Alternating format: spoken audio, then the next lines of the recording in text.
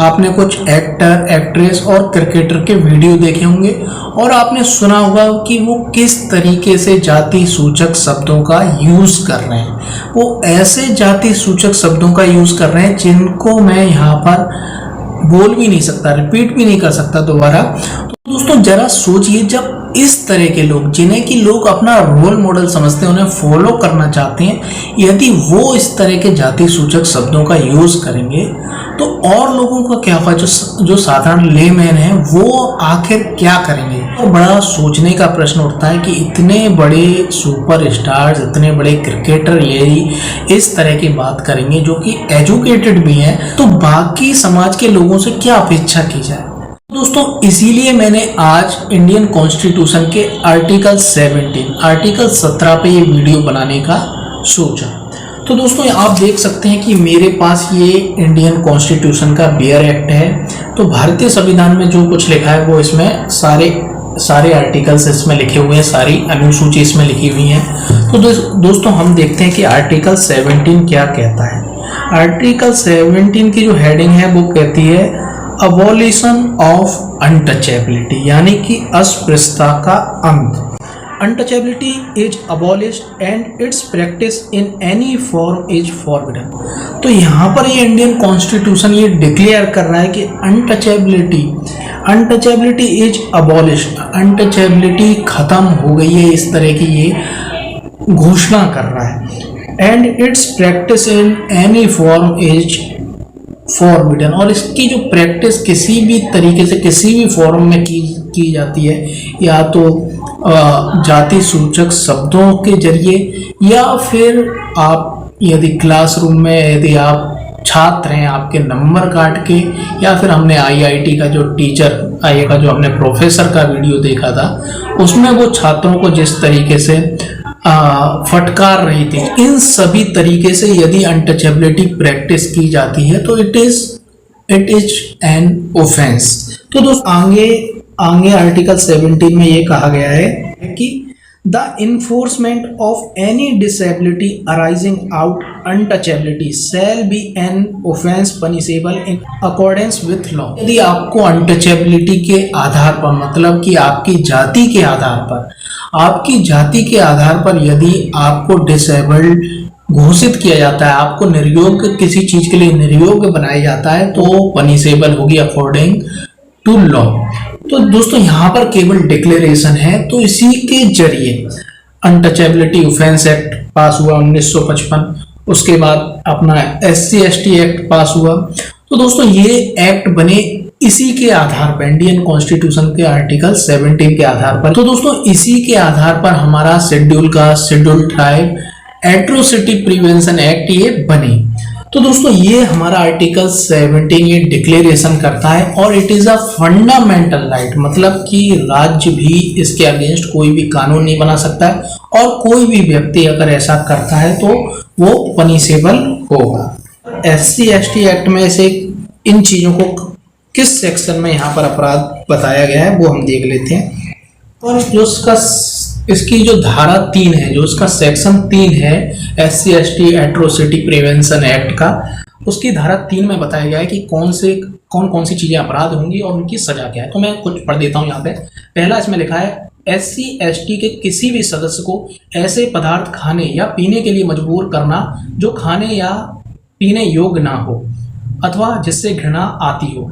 तो ये पहला ऑफेंस इसमें दिया है, और इसमें बताया गया है कि इसमें कम से कम 6 माह की सजा होगी, जो कि 5 वर्ष तक की हो सकती है। यहाँ पर मैक्सिमम सजा 5 वर्ष की है, और जुर्माना भी कितना भी हो सकता है यहाँ पे। और दूसरा ऑफेंस देख लेते हैं हम।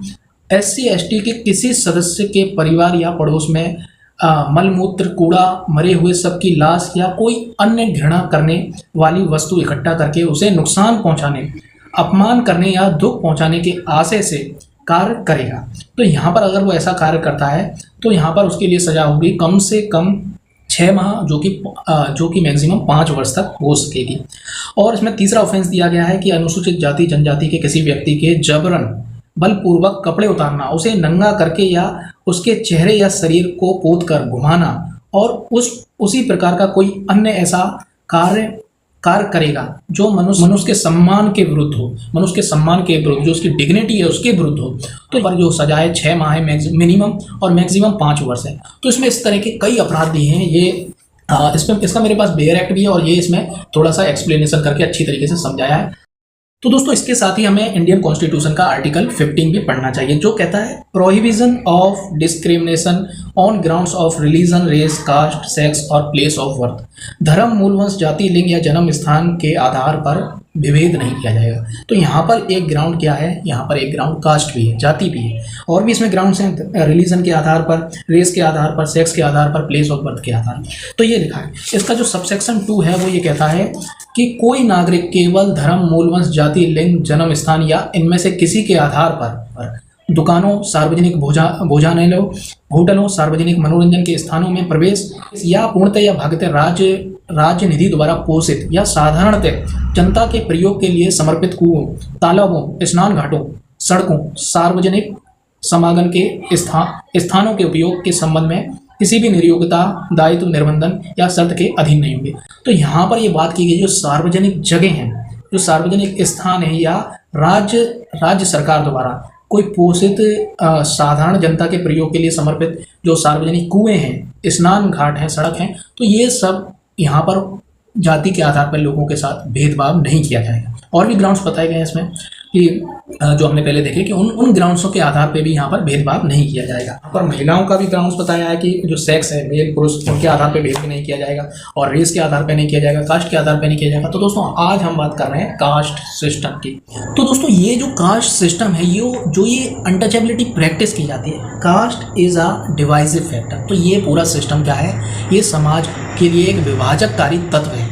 तो दोस्तों इसको दूर करना बहुत ज़रूरी है, इससे हमें लड़ना पड़ेगा और इसका एनिलेशन करना पड़ेगा, मतलब इसका जो जड़ से इसका विनाश किया जाना चाहिए वो हमें करना है। तो दोस्तों इसकी तरफ जो कदम उठाए जा रहे हैं वो प्रैक्टिकल नहीं है।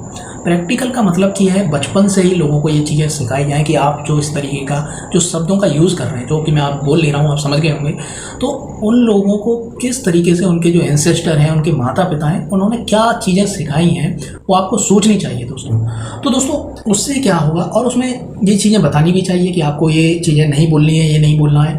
तो जिससे क्या होगा कि वो बचपन में ही इन चीज़ों को समझ लेंगे कि ये चीज़ गलत है, कि that word I am using it is wrong, it is caste cellar. तो ये वो समझेंगे इट इज़ रॉन्ग, तो उनको बचपन से ही वो चीज़ें समझ में आएंगी। जो प्रैक्टिकल तौर पे, क्योंकि ये सालों तक लोगों के दिमाग में डला हुआ है, सोसाइटी में पसरा हुआ है, तो इसको उसी सामाजिक तौर पे ही तोड़ना पड़ेगा। इसके लिए सामाजिक जंग ही लड़नी पड़ेगी। तो दोस्तों ये एक बहुत अच्छा सुझाव था, और भी कई सुझाव हो सकते हैं, आप सोचिए और हमारे कमेंट बॉक्स में ज़रूर बताइए। तो दोस्तों इसीलिए मैंने आर्टिकल 17 पर ये वीडियो बनाई थी। तो आर्टिकल 17 ही इन एक्ट्सों की जननी है, या कह सकते हैं it is the father of these acts, SC ST acts, untouchability offence act 1955। Article 17 से ही इसी के लक्ष्य को पूरा करने के लिए इन एक्ट्सों को बनाया गया है। तो दोस्तों लास्ट में हम यही कहना चाहेंगे कि इस चीज़ को मान लेना चाहिए, केवल दलितों को ही नहीं मानना चाहिए, सबको मान लेना चाहिए कि कास्ट सिस्टम जो अनटचेबिलिटी है वो ही भारत की वास्तविक सबसे बड़ी समस्या है, और उसको दूर किए बिना भारत एक विकसित देश नहीं बन सकता है। तो दोस्तों ये हमें पहले स्वीकार करना पड़ेगा, फिर इसको ख़त्म करने के लिए इस दिशा में कार्य करना पड़ेगा। दोस्तों आज हमने ये आर्टिकल 17 पर बात की। तो दोस्तों यदि आपको हमारा ये वीडियो अच्छा लगा है तो हमारे YouTube चैनल को सब्सक्राइब कर